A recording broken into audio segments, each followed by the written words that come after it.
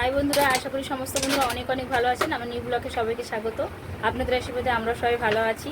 আজকে শুভ রথযাত্রা আর ছুটির দিনেই পড়েছে রবিবার। সমস্ত বন্ধুরাই, হাজবেন্ডরাও বাড়িতে, সবাই বাড়িতে, বাচ্চারাও বাড়িতে, স্কুল নেই, সবাই মিলে খুব এনজয় করছে। নিশ্চয়ই এই রথযাত্রার উপলক্ষে সবাই এনজয় করুন। আর এই রথযাত্রার উপলক্ষে আমি একটা রেসিপি শেয়ার করছি, কিভাবে জিলেপি বানাতে হয়। পুরো ভিডিওটা দেখে নিন। আর কেউ দোকান থেকে জিলেপি কিনে খাবেন না, এভাবে জিলেপি বানিয়ে সবাই খাবেন রথযাত্রাতে। আমার বড়মশাই আজকে বাড়িতে, যেহেতু ছুটি, আমাকে হেল্প করছে রেসিপিটা বানাতে। এখানে ময়দা নিয়েছি 500। ময়দাটার মধ্যে পরিমাণ মতন জল দিচ্ছি। দেখতে পাচ্ছেন মগটা মনে 250 হবে। 500 ময়দাতে 250 জল প্রথমে দিলাম,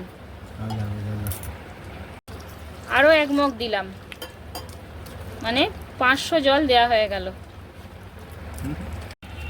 জলটা দেওয়ার পর ভালোভাবে ময়দাটাকে এভাবে মাখতে হবে। দেখতে পাচ্ছেন কিভাবে মাখা হচ্ছে।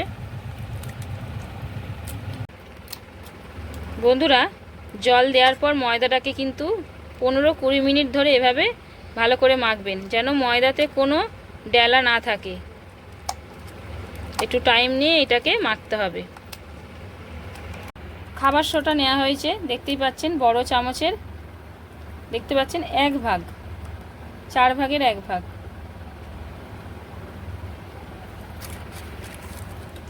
খাবার সোডা দিয়েও ভালো করে ময়দাটাকে ফাটতে হবে। বন্ধুরা, জিলেপি করার মেন কিন্তু অস্ত্র এইটা, মানে ময়দাটাকে পচাতে হবে। আমি বুধবার রাতে জল দিয়ে ময়দাটা ভিজিয়ে রেখেছিলাম।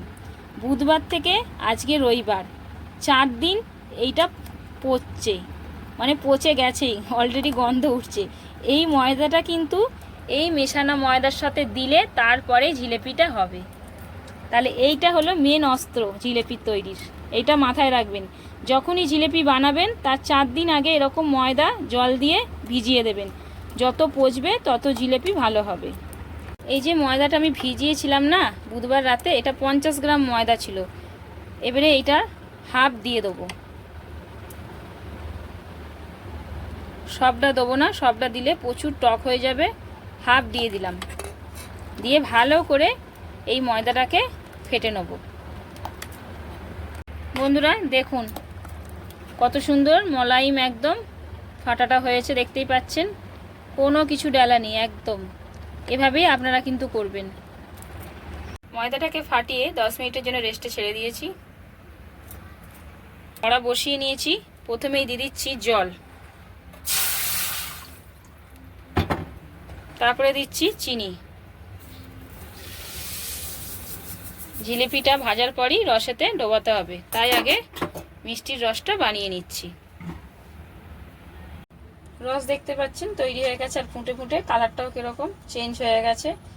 বেশি গাঢ়ও না, বেশি পাতলাও না।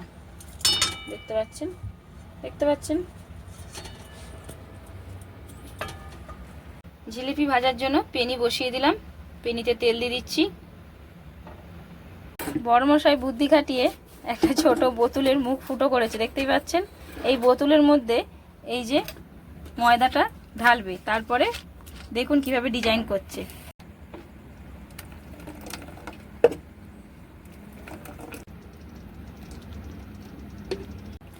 দেখুন বন্ধুরা, এবারে ডিজাইনটা কিরমভাবে হচ্ছে।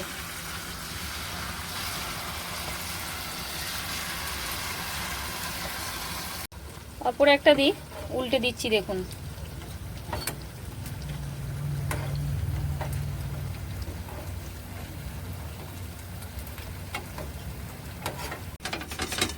ছেঁকে তুলে নিয়ে তেল থেকে রসে দিয়ে দিচ্ছি। এবারে রস থেকে তুলে নিচ্ছি। বন্ধুরা দেখতেই পাচ্ছেন জিলেপি পুরোপুরি তৈরি। নিজেরা হাতে বানিয়েছি, কত মজা তাই না। পুরো ভিডিওটা দেখার জন্য অসংখ্য ধন্যবাদ। পরের ব্লগে দেখা হবে। সুস্থ থাকবেন, সবল থাকবেন। ভিডিওটা ভালো লেগে থাকলে অবশ্যই লাইক, কমেন্ট, শেয়ার করতে ভুলবেন না।